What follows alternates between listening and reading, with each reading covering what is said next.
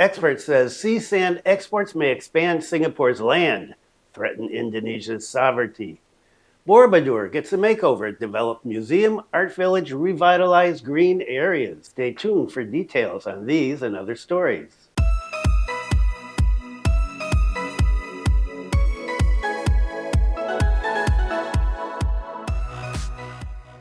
Selamat siang. Welcome to the latest news from Bali in Indonesia. This is September 26, 2024, and my name is Bruce. And I've been talking about sand and the sand export or the sand sediment export. Well, here's some more on that. Expert says sea sand exports may expand Singapore's land, threaten Indonesian sovereignty. A decision by the Indonesian government to reopen sea sand export has been met with opposition from experts and environmental groups. The government justifies the decision by claiming the sand is a result of natural sedimentation.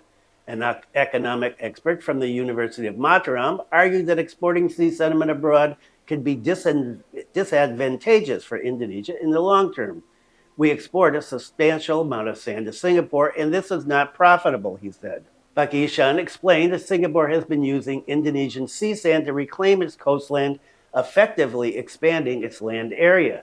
The country size has increased by 25%. The land reclamation could have adverse effects on our coastline and territorial seas. It poses a threat to our sovereignty, he warned. He urged the government to conduct a thorough study to assess the economic benefits and cost of sea sediment exports. The current non-tax state revenue, or PNBP, generated from these exports, a 5% levy on the value of exported sediment, is not economically profitable for the country, he said. Moreover, Indonesia as an archipelago faces numerous environmental challenges, including climate change, rising sea levels, damaged aquatic ecosystems, and the sinking of small islands. Dredging sea sediment and exporting it can further exacerbate these issues. The cost of environmental restoration could far outweigh the revenue gained from exports. He further emphasized the need for comprehensive studies by the government on sea sediment exports. He criticized the lack of detailed scientific research available to the public, which hinders informed discussions. The government should not create policies by revoking old policies without proper study, he said. Indonesia had banned sea sand exports for 20 years to mitigate environmental damage and the loss of small islands. The current export regulation is outlined in Government Regulation Number 26 of 2023. The Trade Ministry claimed that the policy only allows exports after domestic needs are met. And so there is going to be more and more on this sea sand discussion. And what about Borobudur? Talked about Borobudur before, about 6 months ago. Well, here's some more on Borobudur. It is going to get a makeover. Develop museum and art village and revitalize green areas. PT Taman Wisata Candi Borobudur, Prabanan, and Ratu Boko, PTTWC, known as In-Journey Destination Management, IDM, will rearrange or remaster plan the Borobudur Temple destination area in Central Java. There are several things that are the main focus in this remaster plan, including revitalizing the green area in Zone 2 of Borobudur Temple and developing the Borobudur Museum and Art Village, which are expected to be new attractions for visiting tourists. In addition, they will also lower the building base coefficient to below 4%. President Director of PTTWC, Fabrina Intan, said that the revitalization of Zone 2 Borobudur Temple is an important step in preserving the World Cultural Site recognized by UNESCO, while also increasing comfort for visitors. She said, "We're committed to not only focusing on driving local economic growth, but maintaining environmental, social, and cultural balance in the area around Borobudur."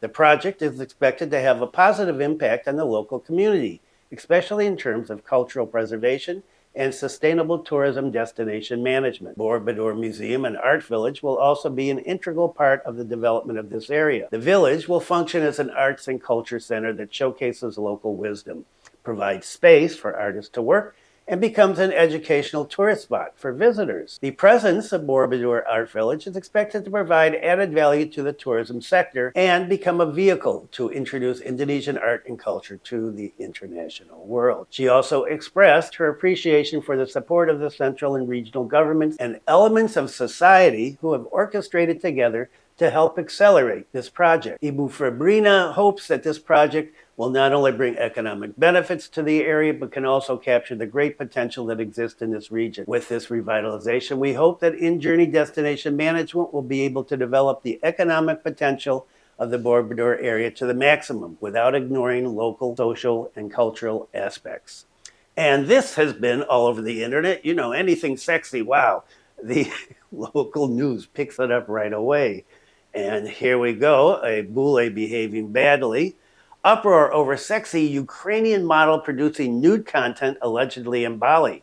Here's what she does. The image of Indonesian tourism, especially Bali, which is a world tourist market destination, is increasingly tarnished by illegal foreign guests. The latest Ukrainian woman, 24 years of age, was found to be producing pornography and porno action content in Ubud. Instead of being a good foreign tourist, she commits crimes, as previously revealed, an illegal business practice. Methods for these illegal tourists vary from vehicle rental, photography, becoming a surfing instructor, committing theft, assault, self-prostitution, nude photos, drug dealing, and murder. Most recently, a woman from Ukraine was known to produce pornography and porno action content in one of the villas in the Ubud area. In the 5-minute and 30-second video, this hot woman is seen in the villa's bathroom. Well, and then there is a description, a very graphic description of what she's doing. And, well, I'll leave that. If you're really interested in it, you can check on the link below. But let's go on and talk about what's happened to her after she was busted. The behavior of this beautiful woman was discovered on the international pornographic video sharing website Pornhub. After being confirmed, it turned out that on this site there was a profile photo of her and her account name.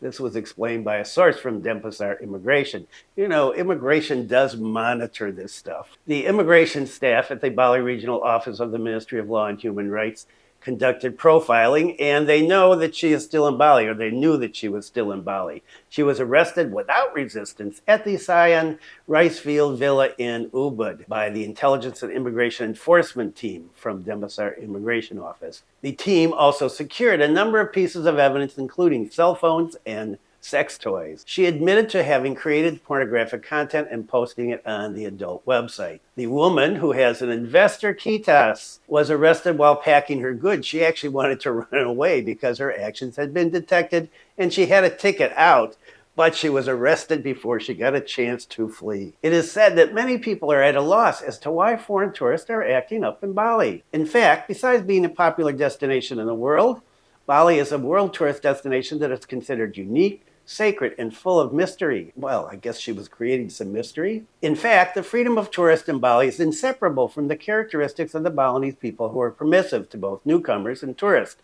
It's no wonder that the attitude of the Balinese people makes tourists, both domestic and foreign, positioned as guests who deserve to be respected. Unfortunately, this positive assumption is often interpreted by tourists that they can do anything in Bali, and Bali is a free tourist destination, aka heaven on earth, then do silly and deviant actions that are clearly against the norms, customs, and traditions here. Immediately deported and banned, possibly blacklisted for a long period of time. The head of public relations, bureaucratic reform and information technology subdivision, confirmed the arrest. True, he said. And then the rest of the article goes on and talks about stuff I talked about the other day about how many people have been deported and blah, blah, blah. And there was an American deported because he was, 53 days overstay, and that got into the news. That seems to be the least of the interesting reasons for being deported. 53 days? Well, compared to some people, years. So lots of people are still being deported. Up here in Singaraja, down in the south, all over the island, and, well, all over Indonesia as well. So if you're doing bad stuff and you're putting it online somewhere, you've got to know that immigration and the police do monitor this stuff, and people do report it if they find it. So obviously somebody was on Pornhub and they saw this woman and figured out somehow that she was in Bali, and so busted. Okay, and one final segment, the Museum of Looted Antiquities. The other day I talked about repatriation of artifacts from Indonesia that the Dutch took back to the Netherlands with them. And I just happened to come across this site, which is pretty cool. If you're interested in antiquities, especially antiquities that have been stolen and sold, well, this site is great. The Museum of Looted Antiquities. In recent years, hundreds of thousands of looted antiquities have been returned to their countries of origin. When these artifacts go home, information about their ownership history is often lost or destroyed. The Museum of Local Antiquities is a collaborative effort to preserve, display, and study that information in a virtual museum.